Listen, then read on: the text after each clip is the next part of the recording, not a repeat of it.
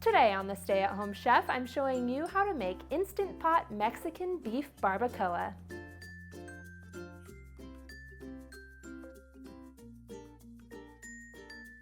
If you haven't heard of Instant Pot, well, you're going to learn all about it today. All it really is an electric pressure cooker. Now, I don't know about you, but I've heard several horror stories about cooking with pressure cookers on the stove. It involves explosions and danger factors. Well, with an electric pressure cooker, they've taken some of the danger factor right out of it, so that now pressure cookers are available to pretty much anyone without the fear of actually using them. Now today I'm going to show you how to make a Mexican beef barbacoa in it. Don't worry if you don't have an Instant Pot yet, I'll also include some instructions to do it in the stove or in a slow cooker in the video description. We're going to start out by making our sauce. You'll need some dried ancho and guajillo peppers. They're pretty common and you should be able to find them in the Hispanic section of your supermarket. What you'll want to do with these dried peppers is to rehydrate them, and you do that by simply placing them into a jar or bowl with some water and just let them sit for a few hours.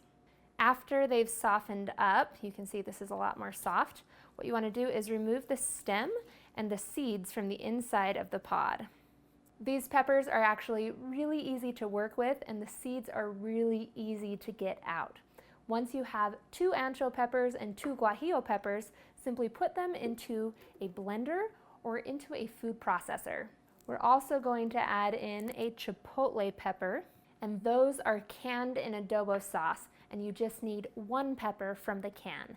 Next, we're going to add in 3 crushed garlic cloves, a tablespoon of brown sugar, a tablespoon of cider vinegar, a teaspoon of salt, a teaspoon of oregano, and a 1/4 teaspoon of cinnamon. Then we'll pop the lid on and blend it up. Once the peppers start to break up, we're going to add in a little bit of olive oil and some water to thin it out.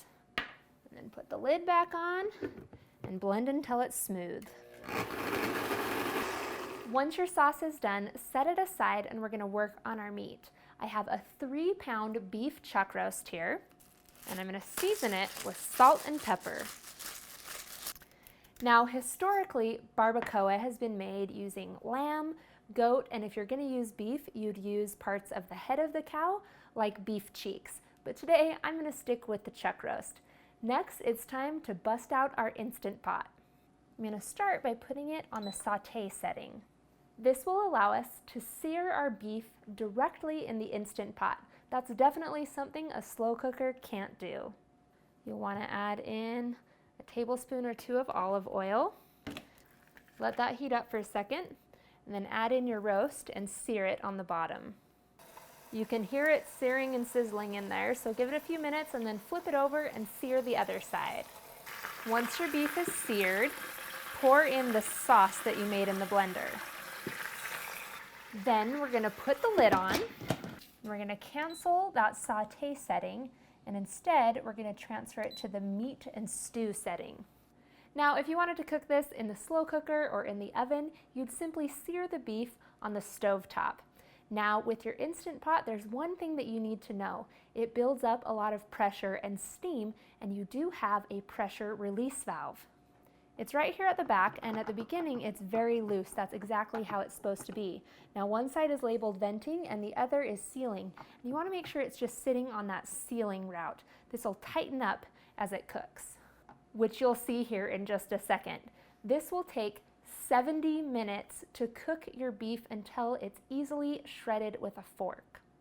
Once the time is up, you'll see this knob isn't so loose anymore, and you'll gently hit it over and let the steam escape. Once all of the steam has released, you can safely remove the lid and shred your meat with some forks. Now, I like to serve my barbacoa up on some corn tortillas with a little bit of onion and fresh cilantro, and maybe even a little bit of jalapeno.